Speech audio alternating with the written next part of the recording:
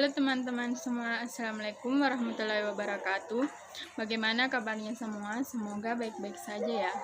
Dan semoga selalu dalam perlindungan Allah Subhanahu wa Ta'ala. Perkenalkan, nama saya Faradisa, kelas Informatika 1J. Sebelumnya saya ucapkan terima kasih kepada dosen pengampu mata kuliah Bahasa Indonesia, yaitu Ibu Dr. Marlina Bakri, SPD MPD, yang telah membimbing kami menyelesaikan tugas ini. Baiklah, kita masuk ke dalam materi bahasa Indonesia, yaitu ruang lingkup bahasa Indonesia. Baiklah, yang pertama yaitu yang saya akan bahas yaitu sejarah bahasa Indonesia.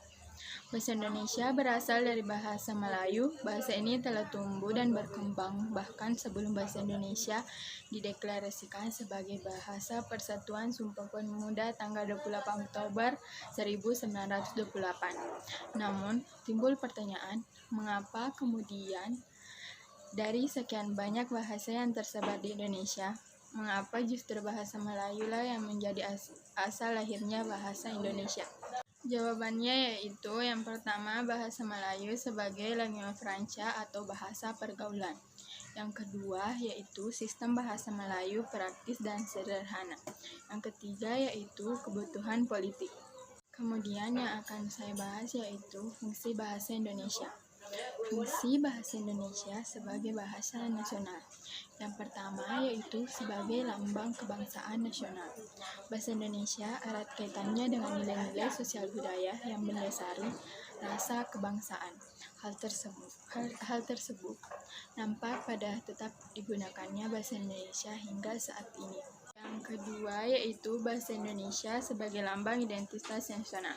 Bahasa Indonesia dapat dikatakan sebagai identitas nasional karena apabila berbicara dengan orang, mereka akan paham kalau kita berasal dari Indonesia.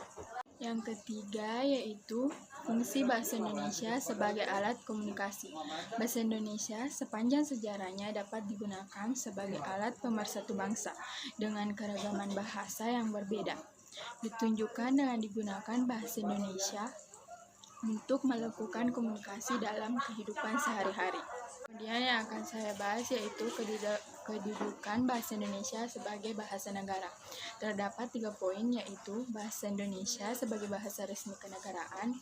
Yang kedua, bahasa Indonesia sebagai alat komunikasi pengantar dalam dunia pendidikan. Yang ketiga, bahasa Indonesia sebagai penghubung pada tingkat nasional untuk kepentingan perencanaan dan pelaksanaan pembangunan serta kepentingan pemerintah. Yaitu ciri-ciri bahasa atau sifat-sifat bahasa. Yang pertama, bahasa sebagai lambang. Lambang bahasa diwujudkan dalam bentuk bunyi yang berupa satuan-satuan bahasa seperti kata maupun gabungan kata. Contohnya, bendera merah putih. Merah yang bermakna berani, putih yang bermakna suci. Kedua yaitu bahasa adalah bunyi. Yang dimaksud dalam bunyi pada bahasa atau termasuk lambang bahasa yaitu ialah bunyi yang bukan dihasilkan dari alat ucap manusia, tidak termasuk bunyi bahasa. Contohnya, suara atau bunyi teriakan, bersin, batuk, dan lainnya. Saya sudah menjelaskan sedikit tentang sejarah bahasa Indonesia, kemudian saya akan menjelaskan sedikit tentang ejaan yang sempurna. Yang pertama yaitu pengertian ejaan. Ejaan ialah penggambaran bunyi bahasa dengan kaidah tulis menulis yang distandarkan lazimnya. Ejaan mempunyai 3 aspek, yakni aspek fonologis yang menyangkut penggambaran fonem dengan huruf dan penyusunan abjad. Ada 2 macam ejaan, fonetis dan ejaan fonemis. Yang pertama yaitu ejaan fonetis. Ejaan fonetis adalah ejaan yang berusaha menyatakan setiap bunyi bahasa dengan huruf, setelah mengukur dan mencatat dengan alat pengukur bunyi bahasa. Yang kedua, ejaan fonemis ialah ejaan yang berusaha menyatakan setiap fonem dengan satu lambang atau huruf. Kemudian jenis-jenis ejaan yang pertama, ejaan Van-Ophuijsen, yang kedua, ejaan Republik, yang ketiga, ejaan Pembaharuan, yang keempat, ejaan Melindo, yang kelima, ejaan baru atau ejaan LBK, yang kelima yaitu ejaan yang disempurnakan. Selanjutnya yaitu saya akan menjelaskan tentang penggunaan kata. Yang pertama yaitu kata denotatif dan kata konotatif. Kata yang denotatif mengandung makna yang sebenarnya, makna yang sesuai dengan makna kata yang dalam kamus atau makna eksikal.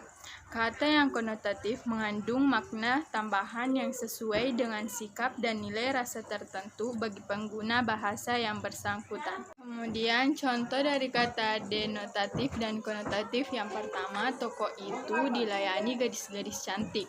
Yang kedua, toko itu dilayani dara-dara cantik. Yang ketiga, toko itu dilayani perawan-perawan cantik.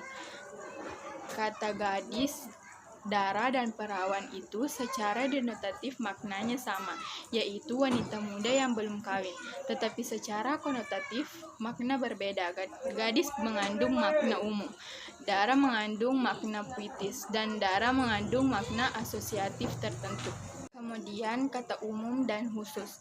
Kata-kata umum termasuk kata yang mempunyai hubungan luas, sedangkan kata-kata khusus mempunyai hubungan sempit, terbatas, bahkan khusus atau unik. Contoh kata umum yaitu pimpinan, runcing atau tajam, kecil, memasak, campuran.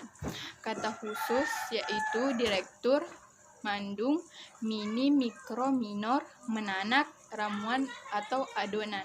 Kemudian jenis kata baku dan tidak baku. Kosakata baku adalah kata-kata yang telah resmi dan standar dalam penggunaannya. Kosakata tak baku adalah kata yang belum berterima secara resmi atau kata-kata yang tidak menuruti kaidah yang berlaku dalam bahasa Indonesia. Contohnya yaitu kata baku insaf. Kata tidak bakunya yaitu insyaf, menggunakan ye insyaf. Yang kedua, kata baku tidak. Kata tidak bakunya yaitu endak atau enggak. Yang ketiga, kata baku analisis. Kata tidak bakunya yaitu analisa. Kemudian materi terakhir yang akan saya jelaskan yaitu diksi atau pilihan kata. Diksi adalah sebuah pilihan kata yang tepat atau selaras di dalamnya penggunaannya untuk dapat mengungkapkan gagasan sehingga didapatkan hasil tertentu seperti apa yang diinginkan atau diharapkan. Ciri-ciri diksi: tepat dalam pemilihan kata untuk dapat mengungkapkan gagasan atau juga hal-hal yang diamanatkan. Yang kedua, dapat digunakan untuk membedakan secara tepat nuansa makna serta bentuk yang sesuai dengan gagasan serta juga situasi serta nilai rasa pembaca. Kemudian fungsi diksi. Yang pertama yaitu membuat para pembaca memahami apa yang ingin diutarakan atau disampaikan penulis atau pengarang. Yang kedua yaitu membuat komunikasi lebih efektif dan juga lebih efisien. Yang ketiga yaitu menggambarkan ekspresi yang ada pada gagasan. Yang keempat yaitu membentuk gagasan yang tepat. Sekian dari penjelasan Ruang Lingkup Bahasa Indonesia dari saya. Lebih dan kurangnya mohon dimaafkan. Sekian, Assalamualaikum warahmatullahi wabarakatuh.